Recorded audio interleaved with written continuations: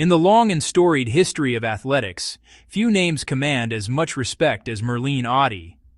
For 3 decades, she was a constant, a force of nature on the track. Her career was a masterclass in dedication, a testament to what the human spirit can achieve through sheer will. She ran faster and longer than almost anyone before her. Ottey became a symbol not just of speed, but of incredible endurance. She was not just a sprinter. She was an institution in the world of sport, a figure whose presence defined an entire era of women's sprinting and inspired millions around the globe. This is the story of how she became a legend. This journey will trace her path from a small village in rural Jamaica to the grandest stages of international sport. We will follow the timeline of an icon, using archive footage and forgotten interviews to piece together her remarkable story. We will see the young girl discovering her talent, the determined athlete breaking barriers, the seasoned veteran defying time itself. It is a story filled with breathtaking victories, heartbreaking near misses, and an unwavering passion for running that never faded. Her story is not just about winning medals. It is about the relentless pursuit of excellence against all odds. We will explore the moments that cemented her place in history. From her explosive starts to her powerful finishes, Ottey's technique was a thing of beauty and precision. She competed against generations of rivals, adapting and evolving to stay at the very top. This narrative will dive deep into her most famous races, dissecting the strategies and the split-second decisions that made the difference between gold and silver. We will hear from coaches, competitors, and commentators who witnessed her greatness firsthand, providing a complete picture of the athlete and the woman behind the incredible achievements. The core question we seek to answer is simple yet profound. What made Merlene Ottey legendary? Was it the record-breaking number of Olympic and World Championship medals she accumulated over her long and illustrious career? Or was it her incredible longevity, competing at the highest level into her 50s, long after most athletes have retired? Her story forces us to reconsider the limits of age and the definition of success in sport. It is a chronicle of perseverance that offers timeless lessons on dedication, resilience, and the quiet dignity of never ever giving up on your dream. Our story begins not on the finish line of an Olympic final, but in the lush, rolling hills of Cold Spring, Hanover, in Jamaica. This is where the legend of Merlene Ottey was born, long before the world knew her name. We will travel back in time to witness her first tentative steps as a runner, racing barefoot against her siblings, fueled by nothing more than raw talent and a fierce competitive spirit. It was in this humble setting that the foundations of a global icon were laid. We will uncover how the unique culture of Jamaican athletics, a culture that reveres its sprinters, shaped her ambitions and propelled her forward. From these simple beginnings, we will track her meteoric rise through the ranks. The narrative will follow her journey from local school meets to the national championships, where she quickly became Jamaica's brightest new star. We will highlight the key mentors and early coaches who recognized her extraordinary gift and helped to nurture it. This part of her story is about discovery and potential, showing how a young woman from a small community began to make her mark on the world. It sets the stage for her arrival on the international scene, a moment that would change the face of women's sprinting forever. The essay will then move to the dazzling lights of the Olympic Games and World Championships. Here we will relive Ottey's greatest triumphs and most challenging setbacks. Through detailed accounts of her key races, we will analyze what made her such a formidable competitor. We'll examine her rivalries with other great sprinters, relationships that pushed her to new heights. But we will also look at the moments of disappointment, the races lost by the narrowest of margins, which revealed her true character and unshakable resolve. These moments of adversity are as crucial to her legacy as the medals she won.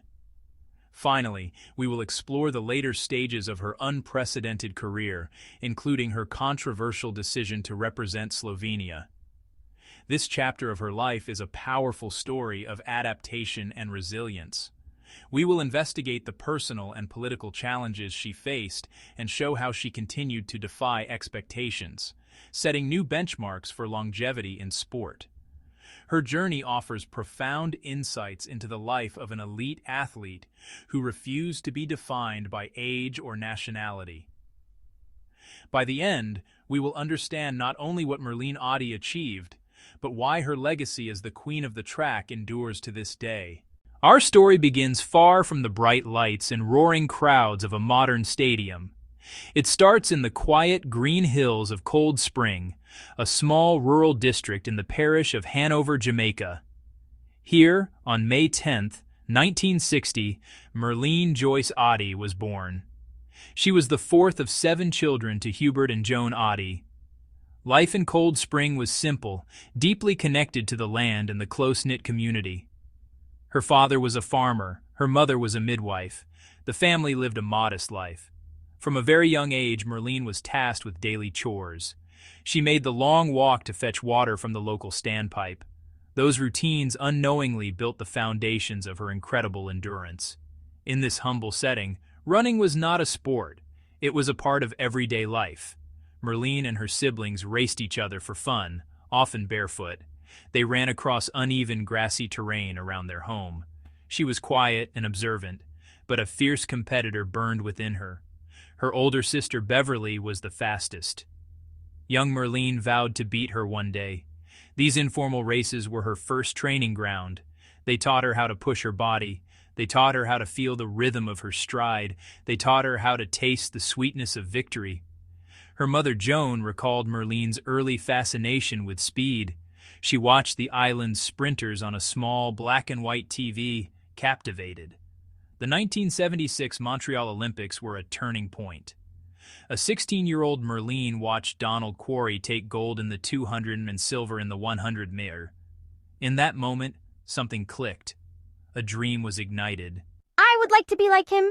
It was a declaration of intent, a quiet promise in a small Cold Spring house.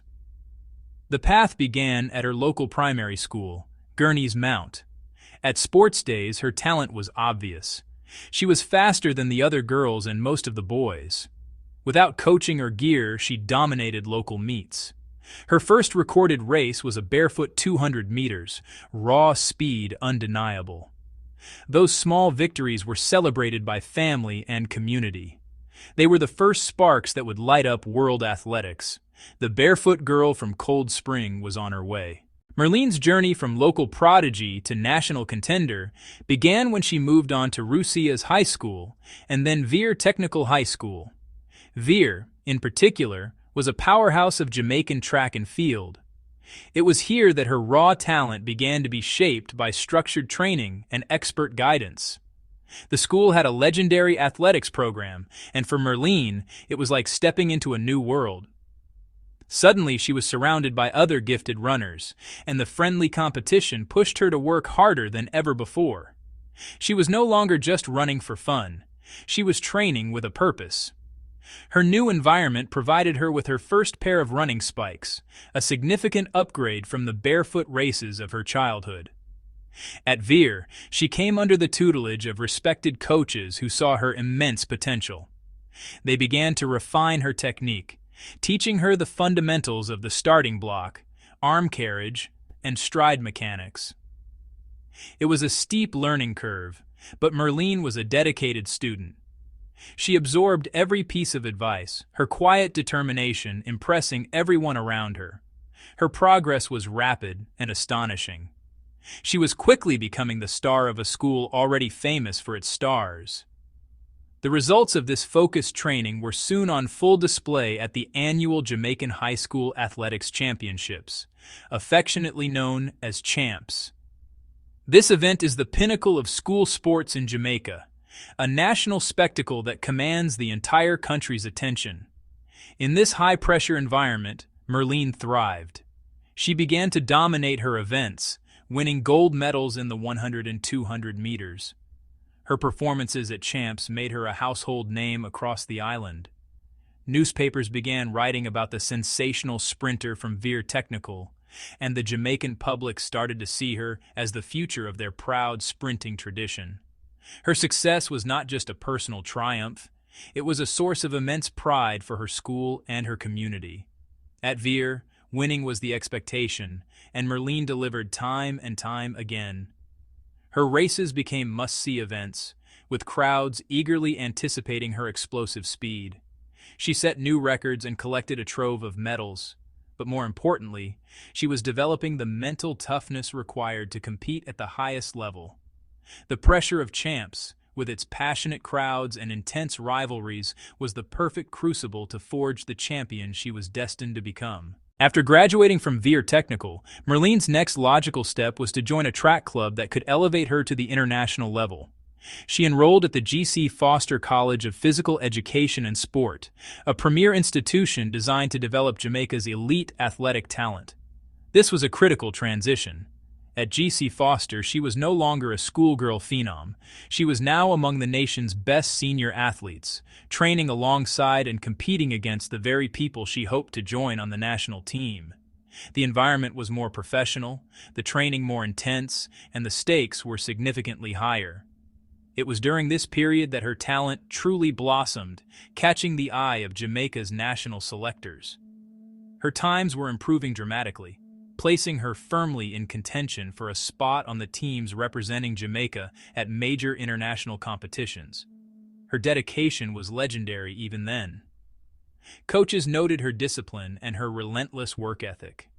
While others might have been content with their high school success, Merlene was driven by a larger ambition.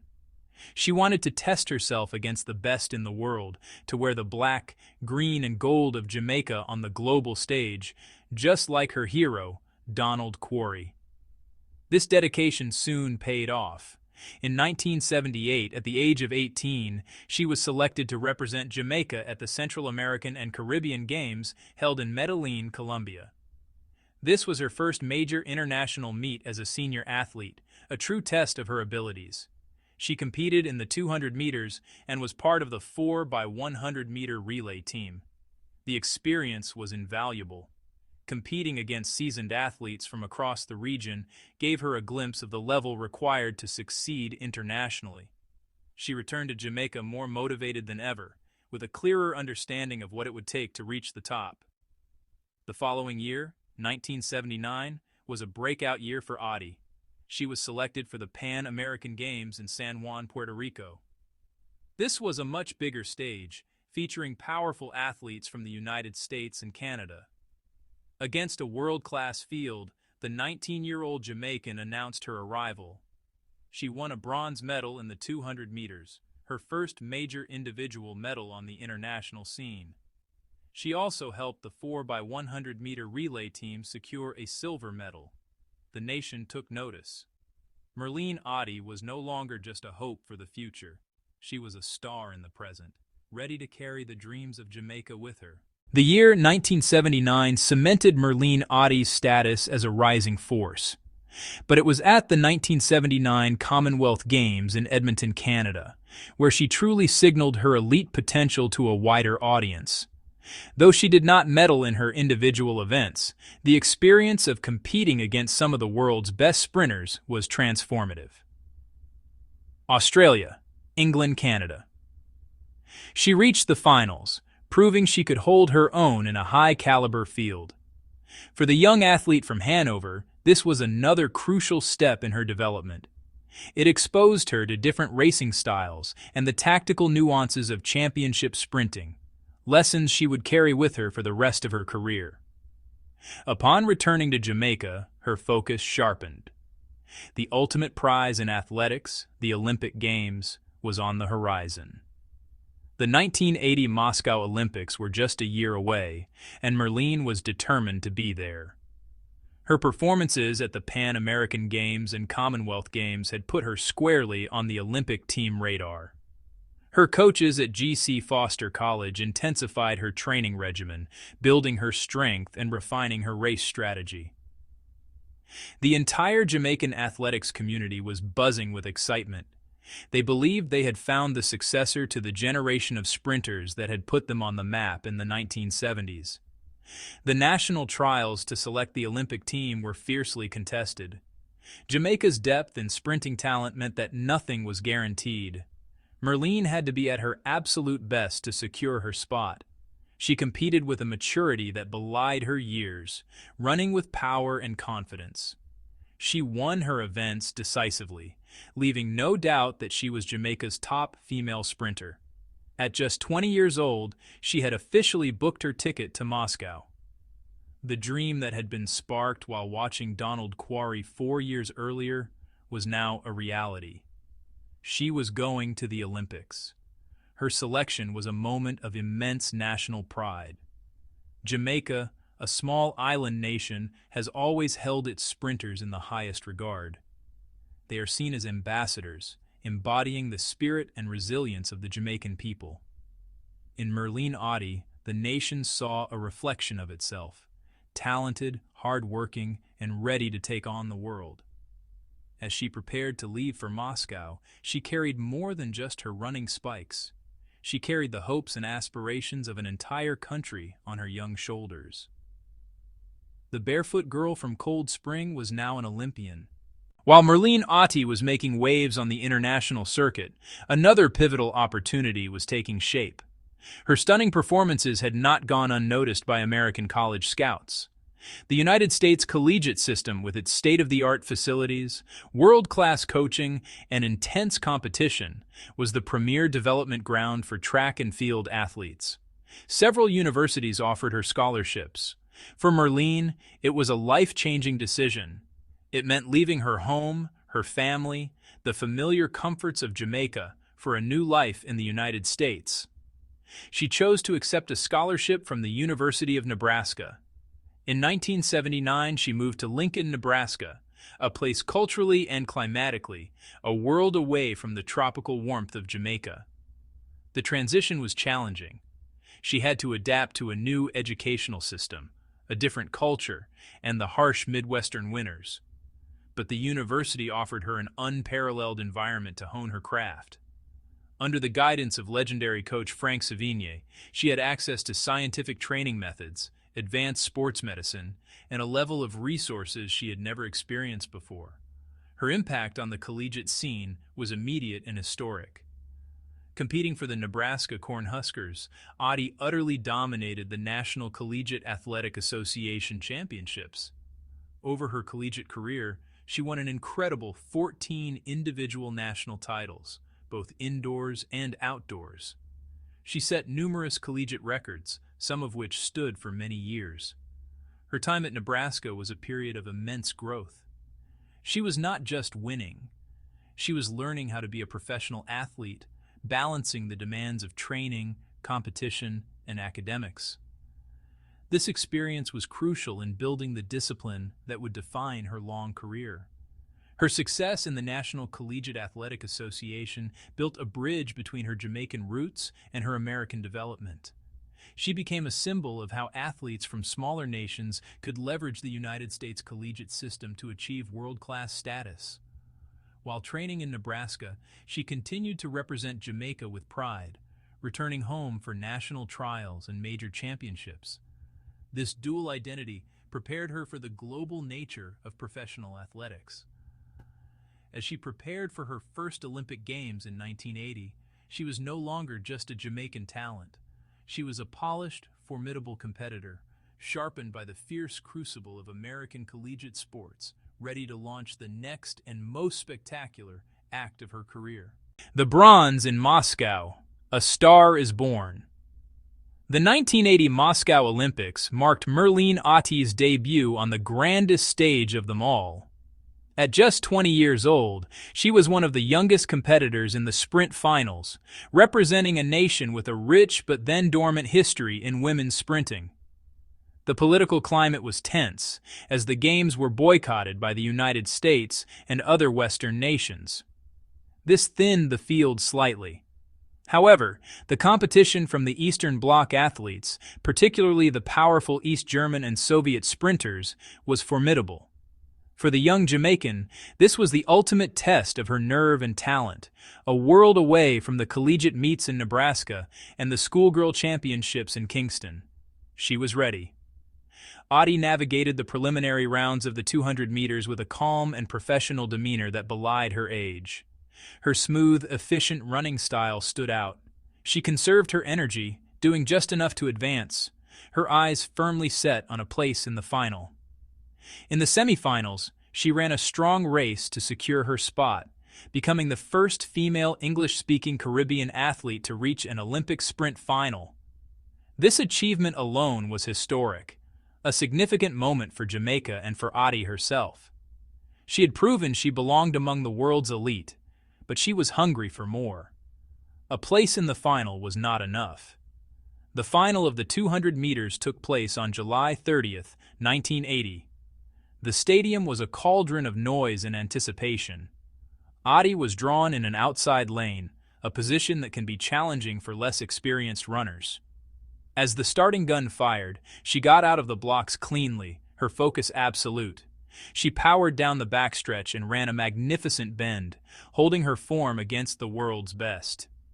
As they entered the home straight, Berbel Vuckel pulled slightly ahead. Natalia Bocina pulled slightly ahead. Ottey dug deep, fighting for every inch, her arms pumping and her face a mask of pure determination. She crossed the finish line in a desperate lunge, securing the bronze medal. The time was 22.2 seconds, a new personal best. In that moment, Merlene Ottey made history. She became the first Jamaican female athlete to win an Olympic medal. The image of the 20-year-old on the podium, a shy smile on her face as the bronze medal was placed around her neck, was broadcast around the world. Back home in Jamaica, a nation erupted in celebration. She was no longer just a rising star. She was an Olympic medalist, a national hero. The bronze in Moscow was not just a medal, it was the birth of a legend. The first World Championships. Helsinki, 1983. Following her Olympic breakthrough, Merlene Ottey cemented her status as one of the world's top sprinters. The years between Moscow and the next major global championship were filled with consistent, world-class performances. She continued to dominate the NCAA circuit for the University of Nebraska, but her sights were set on a bigger prize. In 1983, the IAAF staged its first-ever World Championships in Helsinki, Finland. It was the pinnacle outside the Olympic Games, a true test of the world's best. For Ottey, a chance to prove her Moscow medal wasn't a fluke. She arrived in Helsinki as a favorite in the 100 meters and the 200 meters. Main rivals, Marita Koch, Marlies Gurr, Evelyn Ashford. The pressure was immense. Ottey was no longer a surprise, she was a known threat. She moved through the qualifying rounds with quiet confidence. Her technique looked flawless. Her power was undeniable. She was in the form of her life, seemingly on a collision course with destiny in the Finnish capital. In the 200 meters final, she produced one of her greatest early races. She faced Marita Koch in blistering form. Ottey exploded from the blocks, maintained pace around the bend, and down the final straight was locked in a titanic battle with Koch. For a moment it looked like gold. But Koch just held her off at the line. Ottey took silver, 22.19 seconds. It wasn't gold, but it confirmed her place at the top. Days later she lined up for the 100 meters final. Again, a stacked field. Evelyn Ashford, Marlies Gurr. It was a blanket finish with 4 athletes vying for medals. Ottey finished 4th, missing bronze by 0.02 of a second. Despite the pain, she left Helsinki with a silver from the 200 meters and a bronze from the 4x100 meter relay.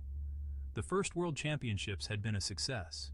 She was a consistent championship performer, a warrior who would always fight for a medal.